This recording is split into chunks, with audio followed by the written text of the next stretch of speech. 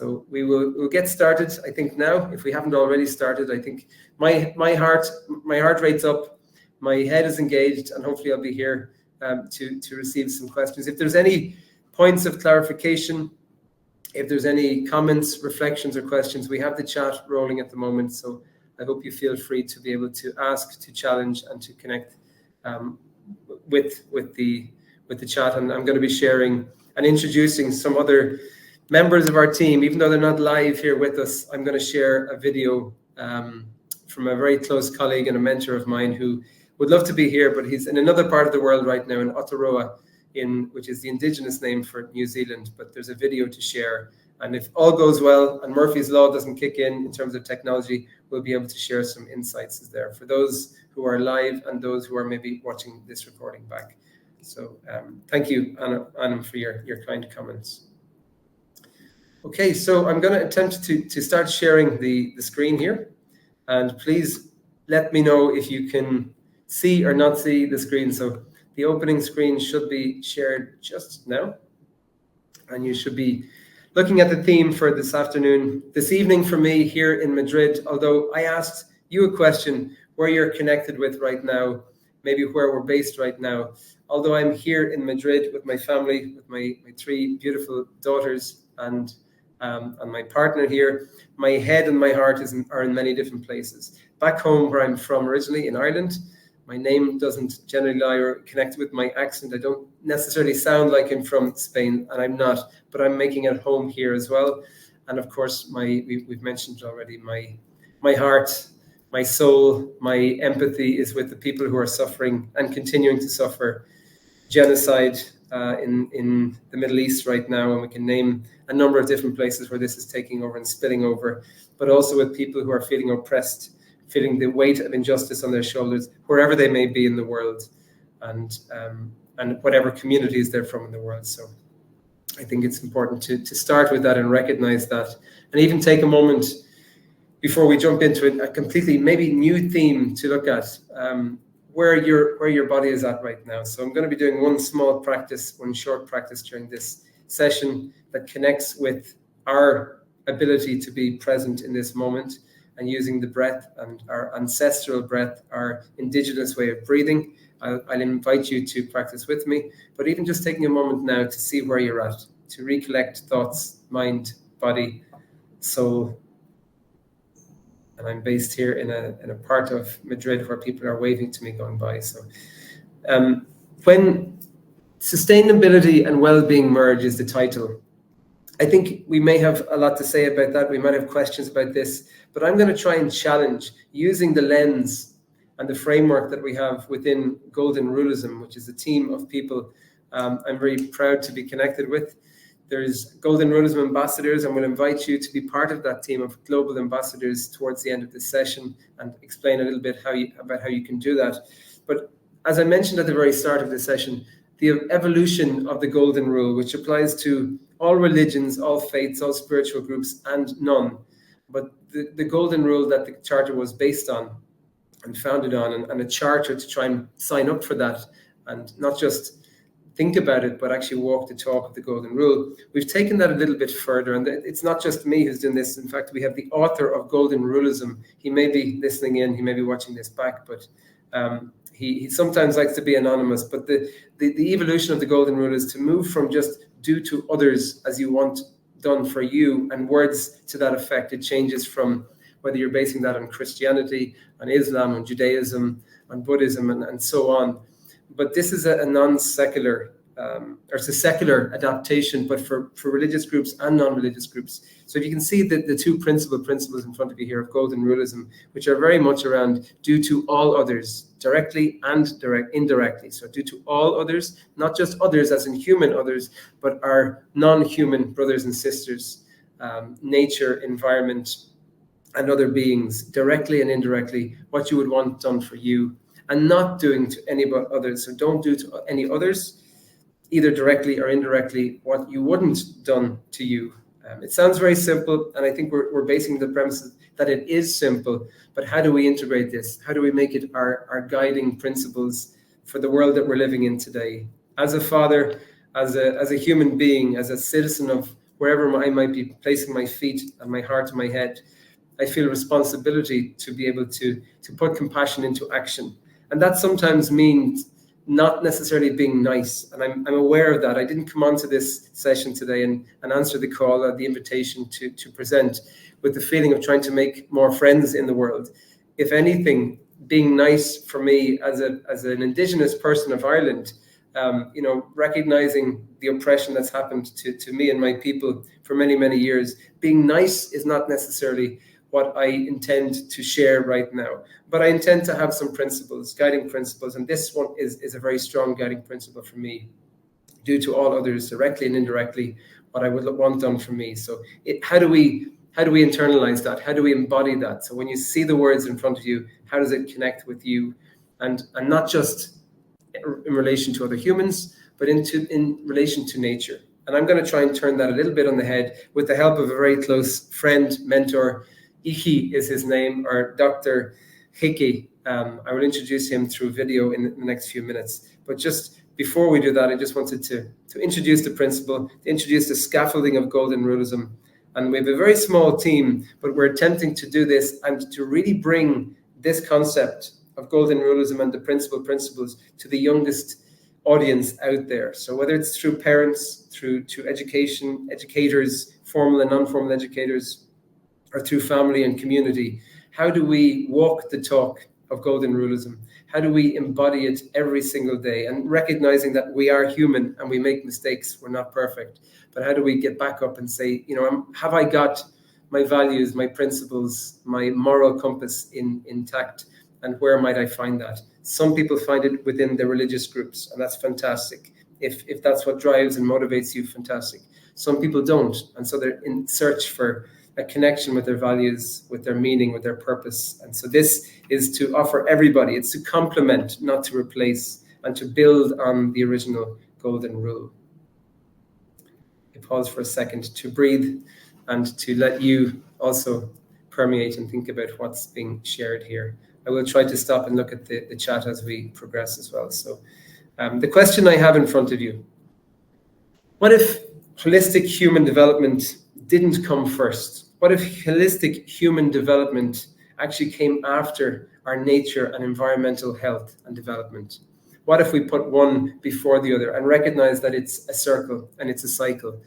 And myself and Anam and many other members of the Charter for Compassion here have been working on a project for the last number of years. And we've been engaging, we've been participating and facilitating workshops throughout the world. And I feel very fortunate to be able to connect with people from many parts of the world.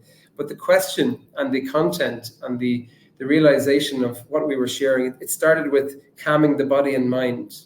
So working on tools and resources to be able to calm the human body and mind. Then we would apply that to relating to others, looking at compassion and empathy and gratitude for others. And then we would look at systems, and we would, share perspectives, share tools, share ways we can challenge injustice, challenge direct, indirect violence, and direct and cultural, social violence as well. So we looked at it from the self, others, and then systems. But what if I put a different question out there using the platform of GoldenRuleism, but what if holistic human development came after environmental health and development? And with that, I'm going to pause. And it's not just going to be my voice, my Irish accent coming to you today, but some 10 years ago, a decade ago, on another conference that was happening, we labeled this conference Back Home in Ireland, in the northwest of the small island of Ireland. We invited people from different Indigenous communities to come to the island to challenge some of the dilemmas, the injustices, the oppression that was happening in our world, in our communities. And we called it First Nations. It was a First Nations Ireland conference, and we were inviting people to challenge us. We recognize that indigeneity for us, and not for everybody, but the way we understood and the way I understand indigeneity, it's not a static thing. It's not something that we are necessarily inheriting. Now, some people will interpret it a different way, and that's absolutely fine. If your definition is different, that's wonderful. Bring that into the conversation. But we see, and I see, indigeneity as a movement thing, as a way of interpreting and embodying how we want to be in the world, how we want to connect with the world around us, and how we would like to pass our future generations. So seeing ourselves as future ancestors. But being indigenous and practicing indigeneity is not static. It's a moving piece of who we are. And so we challenged, and one of the mentors who arrived in 10 years ago, Ihi, who's become a close friend, he wasn't necessarily nice to me, but he challenged me in a really profound way, and we've become very close friends. I just had a beautiful conversation with him the other day, and I asked, would it be possible to share some of his words in video form? And this video I'm going to share in the next slide is about 10 minutes long, but it goes into this question of what do we put first, and how do we connect with our human health by putting first our nature-based, our environmental perspectives, and putting nature, in fact, first and foremost, by connecting with nature and then connecting with our ancestors and then connecting with ourselves, that indirectly we may be able to focus on our health. And I'll come back and maybe emphasize some of the points, but something to look out for within this video, if I can in fact get the recording going now. I want you to look out for something that in the Maori culture, the indigenous people of the Oceania Islands and what people today refer to as New Zealand, tiakia. Tiakia is a concept.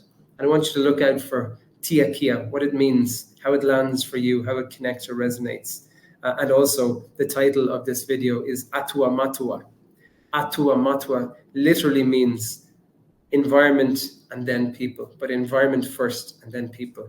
If I'm to interpret that in the tongue, the native tongue of Ireland, which we have been dislocated from for many hundred years because it became illegal for us to speak our own language, we also recognize that I am a people of the ancestors of forests, the forest people of Northern Europe, and yet we've 2% of our forests today. So there's a grief, there's a trauma, there's a healing required.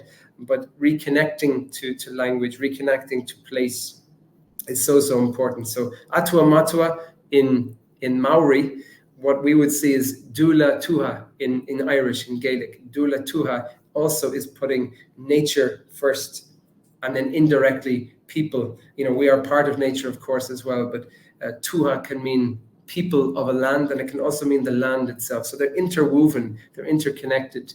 And I look forward to sharing this wee clip with you and getting some responses as a result as well. So let's see how this works technically. And if all goes well, fantastic. If it doesn't, you might listen to me trying to share a few more thoughts. Let's see if we can get this full screen. Technology is changing quickly, from artificial intelligence and telecommunications to renewable energy and, yes, virtual reality. Society's changing too, because we're seeing that what got us here, from how and what we consume to the way we think about information and our social connections, that's not going to get us to the better world we want to leave for future generations. Our team has spent over 20 years combined in Silicon Valley, and we see an opportunity to think differently about technology and sustainability and information, all in a way that can reveal the path to where humanity wants and needs to go. It requires bringing new voices to the table in immersive and dynamic ways like what you're experiencing right now. What you're seeing, and hopefully what you're feeling, is an invitation to join us in building a new, transformative, and informative form of entertainment. In this short experience, you're going to join Dr. Ihirangi Heke as he takes you through the history of the Maori and Atua Matua, his unique framework for applying Maori ways of knowing, or Mataranga Maori, in today's world. Dr. Heke, or Ihi as he's known, guides New Zealand's top athletes to sustainably achieve their highest performance in harmony with and in service to the environment.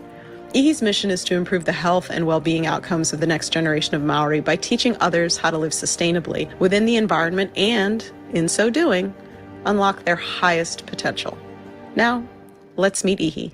So this flagpole behind me that ran the British flag was cut down by my ancestor, Hone Heke, and said, you haven't upheld your part of the deal.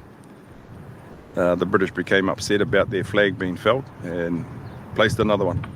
In short, this was cut down 5 times. Over 200 constabulary were brought in from New South Wales and Australia to protect this flagpole from our people are removing it and saying your sovereignty isn't recognised here. So this is an icon to this whole area being controlled by the British and Māori pushing back against that oppression. I'm the next generation, and I'm pushing back against the things that are causing our people health outcomes that we don't want, educational outcomes that we don't want. We die 10 years younger than anyone else in this country. So this was a starting point that Hone Heke achieved by trying to maintain our sovereignty, and I'm the second phase.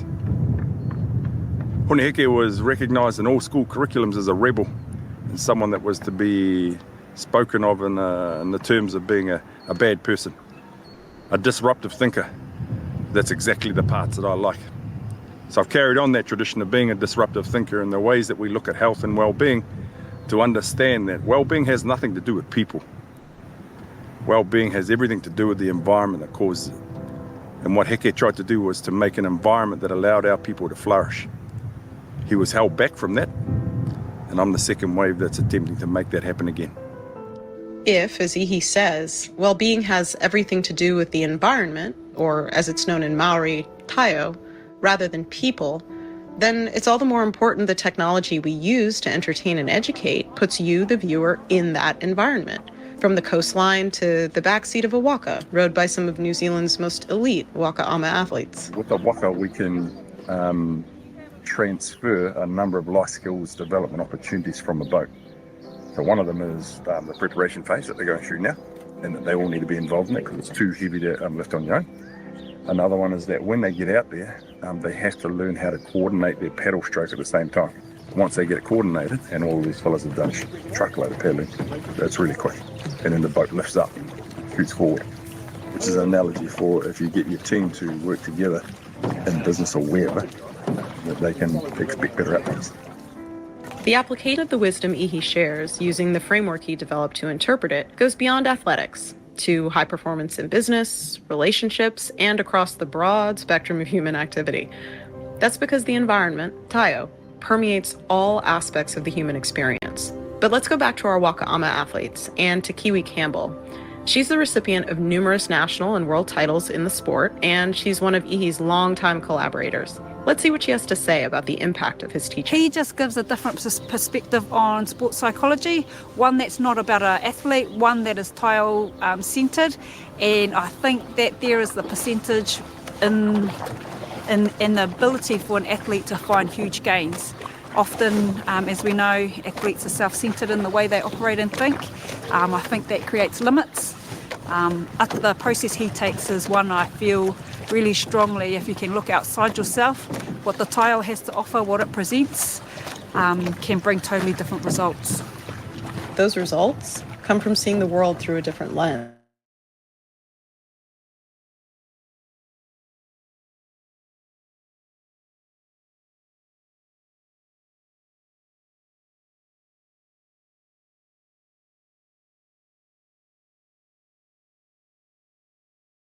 And what we're trying to get these fellas to understand is that when we're moving through the water, they're reacting to the water and trying to fight it and dominate it, and it just won't happen. It won't. You'll never win. So the idea with this is to let themselves be exposed to the water, let it investigate, search, go through all their body parts, and then lift them up and let them float through the water. If they try and fight it, it's not going to be a successful outcome for them. And we need this in other parts of our lives, where if we're going to invest our energy into something, then we need to expose ourselves to the idea, commit to it, and then work alongside it. So when you come to working in the water, you can never dominate it, but you can always work with it. And if you get to understand it better, it'll lift you up and both of you move forward. So it's kind of what we're trying to teach them here today, is that you have to release all the concern and worries and things to the water, let it suck it up, it'll lift you up, and then you'll move forward. Helping people move forward is exactly what we want to achieve by capturing and sharing stories and experiences like these, featuring Ihi and other powerful voices from across a diverse range of areas of expertise. Now, let's go from moving forward through water to moving forward on land, with two of New Zealand's top cyclists as they train with Ihi and their coach, 5-time Tour de France competitor Julian Dean. Julian's bringing Atua Matua, Ihi's framework for applying Maori ways of knowing in contemporary contexts, to performance cycling. There's a whole world of untapped human potential, and I don't know how to reach that, but there's people in this world that got more idea about it than maybe what I've had because of their connections to Indigenous stories. Much of these Indigenous models are environmentally centred, and it's about trying to bring those people forward and give them a voice to be able to move that part of life from the sport in the direction that it needs to go. This is where, in the next 10 years or so, 5 years probably, we're going to see athletes being more consistent and producing outputs that nobody thought they could. Because at the moment, they believe the size of what they've got is all they've got, and we can go way beyond that. And the only thing stopping that is someone's head. So this is a way of removing a lot of the preconceived ideas of physiology, of muscularity, of conditioning, and putting in place another model that will drive you beyond all of that. The potential for exploring applications of Indigenous ways of knowing in this medium, they're immense. Not only because the ability to learn this way of seeing the world depends on being in the environment where the knowledge is held, but because the structure of the knowledge is unique. It's nonlinear. In our world of technology, it's more like a graph neural network. Or better yet, you can think of it like the interconnected root systems of trees in a forest. Like the tree Ihi uses here to explain the intersection of leadership and gender from the Maori perspective. We're always saying, I moi mai, a tāne ki a huri mai I tata ka puta mai tēnei I rākau. Moi mai means tāne procreated with huri mai I tata, and this tree was born. And what's unique about that is we have a balance of the number of representatives of our environment are male and female, and that there's equal heritage and equal ancestral power from both male and female. And we're not a patriarchal society, we're both. Whoever has the power to lead, they lead. And the tree is one of the systems that we use to describe those. There's heaps of ways of knowing, and one's not better than another, but ours is fucking way better. Because it's here. And because you're New Zealanders, and because you know these things. And whether you're Maori or not, these apply to you in this country. So that's what we're looking at. This is the space we're pushing into, is the new, old frontier. We've been here before, and we're coming back to it. So none of this is new. What we've shared here is a very small fraction of the knowledge that's out there to be shared. And we see an opportunity to introduce a different way of engaging with important voices at the edge of thinking about the most critical issues of our time, from the environment and sustainability to civil rights and belonging, to creativity and invention and mental health and so much more. What if instead of simply watching a documentary, you could stand in it and move through different ways of knowing in the place and way that aligns to their true nature? And what if the proceeds didn't just sustain the ability to continue gathering and preserving this content, they also supported and sustained communities like Ihi's to thrive and to scale their knowledge? We're excited about the opportunity to bring you not only more of Ihi's voice, but the voices of other Indigenous leaders and of civil rights champions, artists, inventors, and rare experts from around the world, recording their stories where they are happening so we can bring you to that place and into the beautiful tapestry of their wisdom, all in a way that advances the continuation of this work and the communities it serves. We really hope you'll join us.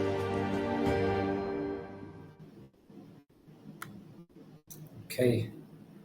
Thank you, folks, for listening to this, the first video at least here. I'm just going to stop sharing the screen here. And if you're still with us, we welcome any reflections, any comments, any thoughts from the video here. But from the concept of going back to Indigenous knowledge, Indigenous wisdom, it would be very easy for me to summarize in just a couple of lines the title of this workshop, the title of this session, around looking at well-being of our planet, the well-being of our human people in our planet, the Homo sapiens, but also the well-being of nature and animals. And it from my perspective, at least, the way I was framing things for a lot of my life working with different groups in different parts of the world, whether that be in East or West Africa, back home in Ireland, in the Middle East, in North America, and in Southeast Asia, and different parts of the world that I feel very fortunate to have been and seen and connected with people. I still recognize from a Western educated mindset that I was putting a human-centric way of working first, and maybe integrating at best, not isolating, but trying to include environment and try to include nature in some of our concepts and ideas, but certainly not putting it first. So having a more geocentric approach and idea of the world is certainly the way that I've come to understand that Indigenous frameworks, Indigenous lenses of the world, I think have a lot of the answers to our challenges. So I'm not showing this video to think about people jumping on their bikes or getting into the water and becoming elite athletes. If that's for you, great. But for me, it's how do we apply the wisdom, the ancient wisdom of First Nations, Indigenous people throughout the world who've been oppressed for so long from the colonial settler mindset. And we see it every day today as well. Just turn on the news and filter what you want to see. It's still very prevalent. But how do we take that pause, that space for equanimity, for reflection, for thought, and think about what about my grandparents, 7 generations back? How can I walk and embody the wisdom that they have tried and attempted to share in their breath to my breath? And how do I do that in a way that is not causing harm to others, in fact challenging the harms that are out there, challenging the injustices? So for me, it's not about elite athletes, but it's applying the wisdom and the knowledge of putting nature first. And I'm not alone, thankfully, because there's a small team of people that I'm working with, and I feel really fortunate and privileged to work with them. And so we've come up with a website as well, and I'll share that towards the end, but this is focusing primarily on our youngest people. I'm also invested in this age group of people because we have a 2-month-old baby girl, we have a 4-year-old in our family, and also a 7-year-old. And so feeling the responsibility on my shoulders to really get to the core of what can make the biggest difference in the smallest amount of time, but feeling that, warm hand pat on my shoulder from our ancestors, from my ancestors and from yours, to say that it's not all heavy and your responsibility, that there are tools you can fall back on and be held by them. And so seeing ourselves as future ancestors is one way of doing that. In my language again, before I start sharing some more slides and try to get some connection and feedback from anybody willing to share here. And I see some comments coming in, so please keep them coming. And it's great to see some familiar names. And I think we may even have siblings on the call here as well, which is fantastic.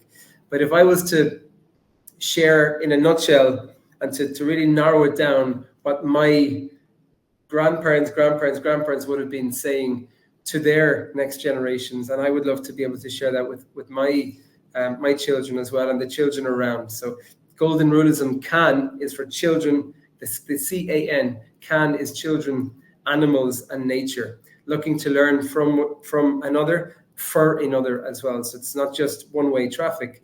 But in Irish, we'd say Tóg Gabóge, and Tóg Gabóge translates. It doesn't translate perfect in English at all. We're aware of that. It's the colonial language that we've inherited, and we've been lucky to have it, but it's also not direct translation. But Tóg Gabóge means slow down, and that's slowing the mind, the body, and being at peace in nature around us. So Tóg Gabóge is the first piece of advice, Tóg Gabóge. And in a similar way to Atua Matua or Tia Kia, which I will share towards the end, Tia Kia is giving without receiving.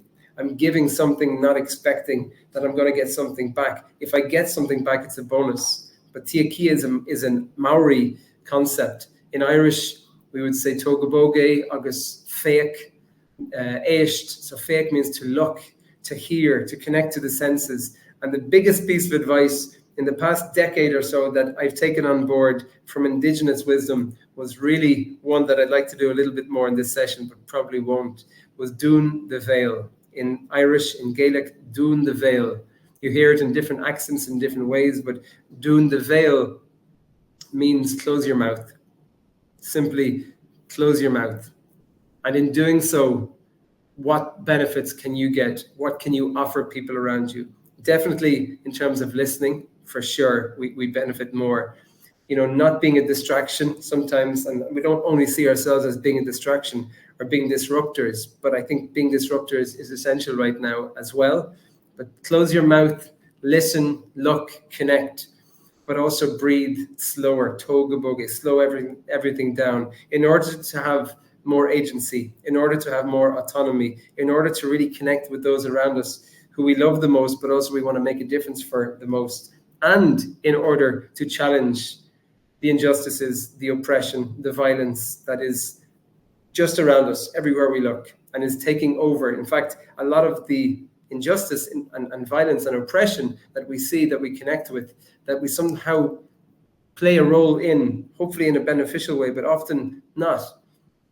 A lot of that is inducing our breathing in a very unnatural way. So we're breathing faster, we're breathing upper chest, we're breathing through our mouth rather than our nose. And there's simple things that we can learn from Indigenous knowledge and wisdom, like Atua Matua, nature first. If we look to all animals, all mammals, and if they're breathing through their mouth, it means they're sick. It means they're in distress. And we are animals, we are mammals as well. So if we're breathing through our mouth, look around us, whether it's when we're asleep at night or during the day or just in our daily life. If we're breathing through our mouth and through our upper chest, usually that means we're sick. So how do we take that back? In an effort of justice, in an effort of respecting and honoring our ancestors, slowing down, breathing from our nose, slower, lighter, softer, and even from our belly, from our diaphragm, which in Irish we call scart. It means to release, to let go of. In English, it's your diaphragm. So there's a lot there, but toga boge, slow down, doing the veil, close your mouth, and we'll get a little bit more into the reverse way of seeing the world in a human-centric to first seeing the geocentric, and then of course the human benefits will be seen and will be felt as well. So I'm just going to go to the comments for a second, and thank you for sharing. So lots of wisdom, and thank you. Is it Aliyah? I wish I knew how to pronounce your name. If you could unmute, but I'm not sure that's possible. And Afshin, I pronounced your name probably incorrectly, but the ancient cultures understood nature and its benefits. Yes, I agree. But the kind slap, the compassionate slap on the face that Ichi gave me while we were running up a mountain almost a decade ago now, back home in Ireland, he said to me, this is not just for our ancestors, this is for us, this is for you today, Shane. Stop, reflect, pause, start listening. Start connecting to that wisdom that's there in your land, that's everywhere around us. So not just expecting Indigenous peoples of the world to come and share, but actually to take on board the responsibility and the benefits straight away from doing things as simple as the breath, as our ancestors were, connecting with nature again, immersing ourselves, and not seeing it as only taking or giving, but giving without expecting to take back this kia. Tia Kia. So lots of wisdom. Ancient cultures understood nature. They did, and we can too. And so, yeah, not realizing some of these things as well. But the low-hanging fruit is also out there for us. For me, the biggest transformation I've ever come across in my life was actually listening to people and listening to myself, recognizing that I was breathing incorrectly. I was breathing in a colonial, oppressive mindset, and I was receiving that. But I can choose with agency and autonomy not to breathe in this way. And so it's almost like an act of resistance to take care of my health. But first, I'm immersing myself in nature, with nature, and for nature. And so we can receive the benefits. Thank you. I'm usually pretty poor at pronouncing people's names. So thank you for the compliment.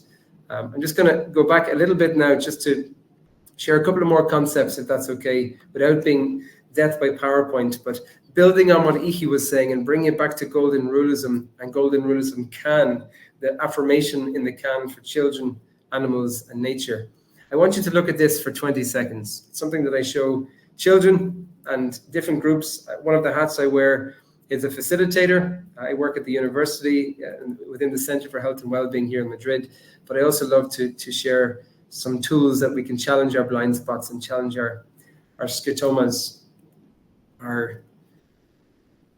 the things that we pause and we presume we can see, but often we can't see. So the question is, and you've never seen this before, I'm almost sure you've never seen this before, because it's just a sentence that doesn't make any sense. But for those of you who are still on the call right now, how many times in the next 15 or 20 seconds can you count the letter F for football, for freedom? How many times can you see or count the letter F in this sentence? And I will stop the sharing in just a second. I maybe just give you time to count those F letters. And we don't have to have the perfect answer. We don't have to have the right answer, but maybe challenging some of the blind spots that we might have in our mind for so many things. Well-being, longevity, injustice, environmental impact, and some of the other topics we talked about. So how many times can you see? So we can see 3, we can see 6. 2 people see 6, some people see. If we have more people in this group, I presume the answer is going to be a little bit different as well. So great if you can see 3. Great if you can see 2 or 5 or 4 or 6. But if I am sharing this again, the mind, the human mind is quite spectacular, but it's only as spectacular as nature around us as well. So yes, the answer to the question here of how many times in the red writing, if you're to say that, can you see the letter F? We're not always looking for the answer that we're seeing right in front of us. So if you didn't see the letter of, in the word of also contains F, of course, result of years of scientific studies. So there's finished in files are 2 Fs, scientific is 3, and there are 3 words, the small little word of, but if we're not looking for it, we don't see it. And there's so many other things when it comes to nature, when it comes to humanity, when it comes to justice, when it comes to oppression, and the opposite versions of what the opposite of oppression is, freedom, dignity, justice. What are we looking for, but maybe not necessarily seeing? And we can look to nature for a lot of the answers, and we can find them in so many different ways. But what I'm sharing here, if you can see, is a traditional model. We use it sometimes to describe, the traditional Western concept of well-being. And this has evolved. This has progressed. We could say maybe in my grandparents' and parents' lifetime, it might have, we're taking in things like purpose and relationships and contribution and meaning in life. Not that they weren't, but we're sharing them explicitly like this. So the holistic human well-being approach is here. But I have a very big question to ask, because this is used in universities all over the world, looking at the body, looking at the mind, looking at the soul or purpose. And we've progressed. We know necessarily our focus has got a lot less with digital technology. Our attention is decreasing. Our health can be, in different parts of the world, it'll differ, but it can be improving from place to place, or it can be really challenged by the levels of stress in the world, by witnessing what we're talking about witnessing today and how that affects us. But I have a question about where is, in this interconnected, interwoven model of body, mind, and soul, where do we place nature?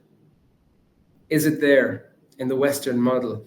And if we can look more to Indigenous communities for a lot of the answers, they've had these answers for thousands of years. Have we been asking, or have we been, adopting or even passing on some of the mindset of people that are just surviving from one day to the next, people who are oppressed, or potentially people who've passed on an oppressive mindset as well to us? And this is not to make people feel completely uncomfortable in their own skin, but to ask the question, if Indigenous wisdom has been there from the beginning of time, how are we integrating it in our everyday life, in our health, in our education, in the way we need to challenge all of the other major factors that are contributing to poor health of our environment and poor health of our people?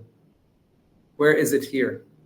And maybe there's some answers within this group. Where would you place nature in this model, this 3 and 3 model of how we look at health, holistic health? Might be some space to share here as well, but Morgana, thank you for joining us as well. You're extremely welcome. And yes, there's no shame at all in missing the obvious. I miss things all the time in front of me that I'm not necessarily looking for when it comes to treating ourselves and our environment better. Looking at the GoldenRuleism philosophy, the do to all others directly and indirectly, or don't do to any others directly or indirectly. How are we using that? How are we able to see that in our world today. And just progressing the model here a little bit more. I know we've got about 15 minutes left, and I want to finish with a little piece as well of audio or audiovisual. That question again, I want to ask you as well, in your own version of your health and the health of the people around you and nature around you, how do you integrate? Where do you integrate? Where would you put it in this model? And I'm going to ask you to look at this image. Again, a bit like the blind spots in the sentence that I showed you. What do you see? When we tilt our heads, when we challenge the perspective and the way we look at things, what can we see? So I'm going to spend another 5 seconds or so on this image. Describe to yourselves and even use language that you feel will communicate what do you see in front of you, and tracking any sensations inside your body when you can connect with this image. Please feel free to share in the chat as well. Between the body and mind at this point in my life. Okay, so yeah, in terms of the nature, I think that's referring to the previous question. So thank you, Aliyah, for sharing that. Yeah, between the body and the mind. Or maybe everywhere. I mean, our nature. In Irish, we say dula tuha. Dula tuha is dula, or the elements is nature, and we are part of that. We're integrated, but also tuha can be the people and the land that connect the people. So in the image, what did you see? What did you connect with that I was just sharing there? There may be something missing. Maybe we're seeing something in its natural form. I'm going to share the image again. Sorry if you didn't get enough time to see it. So just what's the first thing that comes to your eyes, to your mind, to your body when you see this image? Should be sharing now. Never mind the words, just look at the image itself.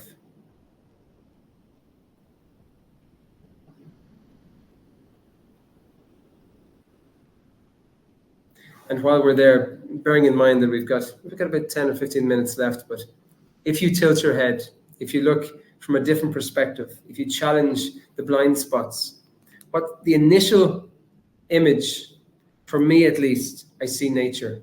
If I tilt my head, I see an Indigenous community. I see a mother with compassion and empathy for maybe her children, maybe her community, but younger people in the community. I see future ancestors in that image. So tilt your head again and see if you can see the face here. There's another face here.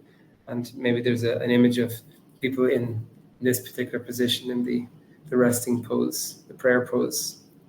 Can you see that? Did you see that? But maybe what we see first, tilting our heads back to the Geo-Centric. Some of the answers are right in front of us about how we can look at well-being, not the industry of wellness, but the real well-being of our world from a geocentric point into a human-centric point. So challenging that, juxtaposing that positioning. Are we generally looking for the answers from the human lens? And can we challenge? Because we can argue this, and it's a statement. I'll speak from the I here, but I think certainly from the perspective of my grandparents, they're all my 4 grandparents have passed away in the last 2 years, but they'll be in their late 90s now. And I lived for a lot of time with my grandparents. They had a huge influence on me.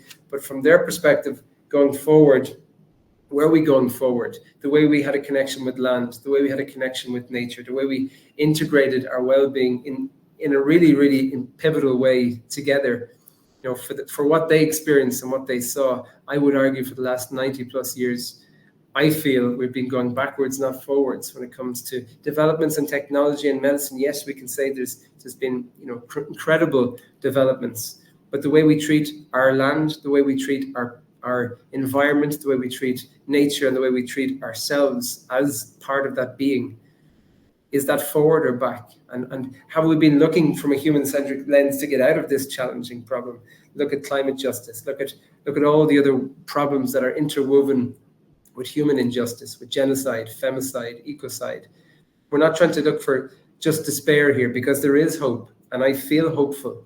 I try to walk that hope with my children every day, but I really feel going back to nature, not to extract, not with the colonial sort of settler mindset again, to extract things and take things, and that could be ours or should be ours, whether it's oil and gas or land, and just dispensing people who are less or more inferior to us, but actually going into nature to say, we're looking for answers. But if we treat you with that respect, with that tiakia from an Indigenous Maori point of view, giving without receiving. So an example, and it might be so bizarre to think about this, but going fishing, the Maoris talk about fishing, but actually not fishing with a hook, fishing without a hook. So putting food into the oceans, the rivers, the lakes to replenish them. An activity which has joined people together for years and years, but actually giving, not expecting anything back. And indirectly, of course, over time, we may be able to benefit.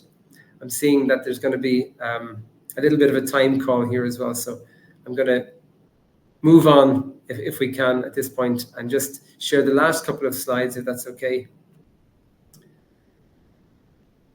Now, if I can do that, that's great.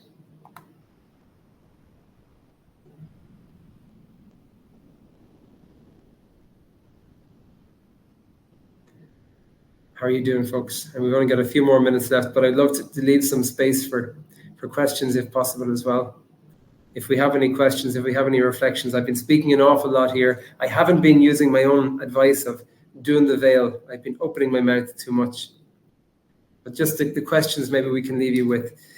Can we really thrive? Can we expect ourselves to be able to thrive, to be content, to flourish, to look for happiness and joy with the people around us and with the environment around us if we're not actually putting our environment first? Or if our environment is not thriving, flourishing to the way we would like to flourish and grow, how is that possible? There's something not working here. We can see it, we can feel it. There's blind spots right in front of us. But what can we do as a small community here, but as part of an interconnected, interdependent world?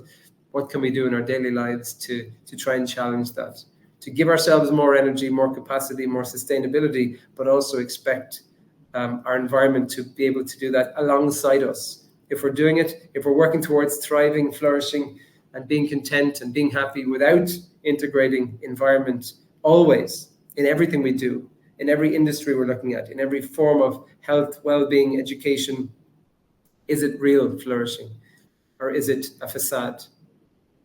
And you may find some of the answers to challenging the isms that exist out there. We could start naming multiple isms, starting with racism. And there's lots of isms that I'm sure come to your tongue: ageism, colonialism. We can add Zionism in here and many others, isms that are affecting our mental, emotional, physical health, but also our environmental health, our nature-based health. A lot of this is in GoldenRuleism. And with this QR code that I share here, you'll be able to scan and download the book that it's now in Arabic translated, it's in Spanish and is in English. And we invite you to take a look and see if you can connect, if it resonates with you, and please feel free to share it going forward as well. So we're trying to integrate the wisdom that is ancient, but is also contemporary, that we can use in our everyday life. And on the website as well, the goldenruleismcan.org, we have a lot of free resources that we ask you to just take and use, a bit like Tia Kia, but we're giving, not expecting anything back here. We want to put this out to the world, particularly to parents, to educators, to kids of the youngest age upwards. And we're collaborating with other organizations that work. We're sort of working from 0 to 5 or 6 here to 7, and then upwards as well. There's multiple collaborative approaches to this as well. And thankfully, the Charter has such a great network around the world that we're hoping to work with them. So these are some of the resources. And other than that, we've got 5 minutes for maybe a little bit of reflection. And Gurev Mila Mahigot, I would say. Gurev Maya Gwiv, we'd say in our mother Golair. So thank you so much for being present. Whether that's present right now on this date or maybe viewing it for another time, thank you for staying with us. Please do reach out if you get a chance to connect with us, to collaborate, to propose ideas, to ask questions, to challenge. And we're not looking for the niceness out here. We're looking for strength within us and strength within our ideas and our questions and our perspectives as well. But for me, going back to the start, health, well-being, environmental sustainability, how do we do it? We simply stop. We togaboge, we slow down, doing the veil, close our mouth for a while, and be, but just connect with our inner nature, with our innate abilities to connect with the world around us. So Dr. Ichi, or Dr. Heki, he would describe it in his texts, in his writing, as atua matua. And we would say in Ireland, dule tuha, or dule tuha. What does that mean for you? What does that mean in your mother tongue, in your Indigenous vernacular? And how can you embody that a little bit more?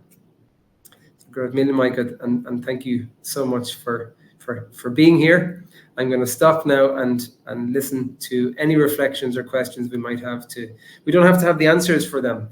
I don't think we're going to resolve all of the issues of the world today, but if we can create a little bit of challenge of perspective, a little bit of space for pause and thought and reflection, that's the intention. But there's so much to do together as well with your intentions as well. Nature first, and basically be quiet. Yeah, I mean, put that into your language wherever you might be, and think about that idea of not having the soft pats on our back from our ancestors, but we are the future ancestors. Are we walking the steps that we want to walk for our ancestors to be able to use the wisdom that we're now putting into action? Can is the children, animals, and nature. And it is the little. We'd say in many different languages, Kidogo or shway in Arabic, for those who are Arabic speakers as well. Yeah, it's the little bits, it's in the small increments, and not feeling like it's all on our shoulders today. Although we look around the world today and it can be immensely challenging, but even taking the wisdom of slowing down, softening the breath, reducing the amount of air that's coming in and going out, it can really benefit us, but also benefit our environment. We are expelling gases, we're intaking gases. We are part of an interwoven, interconnected, interdependent, and this reciprocity has to come in as well, giving and taking. But what if we just gave and not expected to get back for a while? What random acts of kindness could we do, and how might our nature and our humanity benefit from that? Thank you so much for thinking about your nieces as well, and thank you for being here. I've got a very short amount of time to go, but what I would like to do, if possible, is not finish with my words, but maybe listen for a 1-minute closure from Ichi, who, again, he's open to be contacted as well. The Maori community of New Zealand are guiding many of us, although they will say to me often, Shane, you have thousands of years of wisdom on your land that you need to go and not extract, but use today. In India, in Palestine, in the indigenous parts of the world that we're all coming from today, how do we slow down, pause, breathe, and dig in without taking a hole out, but actually being more compassionate with ourselves, but with nature first, and then feeling the benefits of that. In a GoldenRuleistic way, we could say that, in a GoldenRuleism guided world, in a GoldenRuleism guided life. And so, yeah, feel free to reach out to me and reach out to any of our team through the Charter for Compassion. Of course, we're connecting and collaborating with one of their partners. The last piece that I would like to share, if possible, is just here.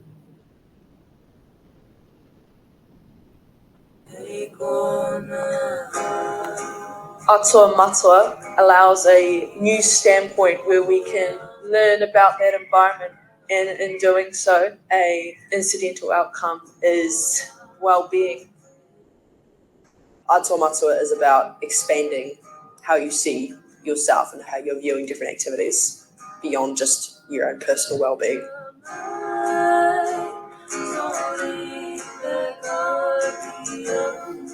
There's so much variety in Indigenous knowledge and how it can be applied.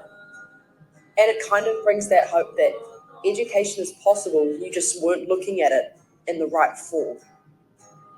We need a framework that suits not just one, many, that suits all people.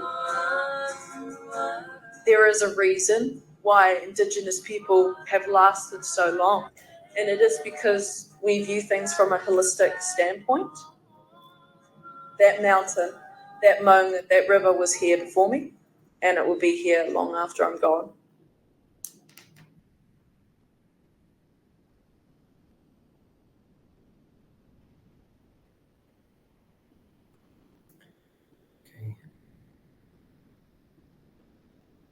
Thank you, folks. I've been so happy. I see some comments there sharing your appreciation, but I'm really appreciative and grateful for you to be here as well. Otherwise, it would have been me speaking to a screen and maybe closing my mouth a little bit more, but the interaction I think is very important as well. That last video clip, if you're able to hear it, I'm not sure, I hope you were, but they were the daughters of Ichi. So when I met Ichi for the first time, I was not a father, and since then I've become a father 3 times, and learning how to co-parent with my partner, but also people around that are guiding us. It doesn't have to mean we have to do all the heavy lifting ourselves. There is the wisdom, and we can share it in many different ways, in different forms. His daughters, they're playing the music for themselves, but seeing the world in a very, eco way, not just eco-friendly way, but it's innate, it's inherent in the way the Maori people currently work, live, see the world, and we've been given the invitation to do that as well. So I pass on that invitation to us this evening, and I try to do it, not perfectly, but I try to do that with my family as well. So Garev Mila Maigat, Shukran Aktir, and all the other ways we might be able to say thank you and appreciation for your presence.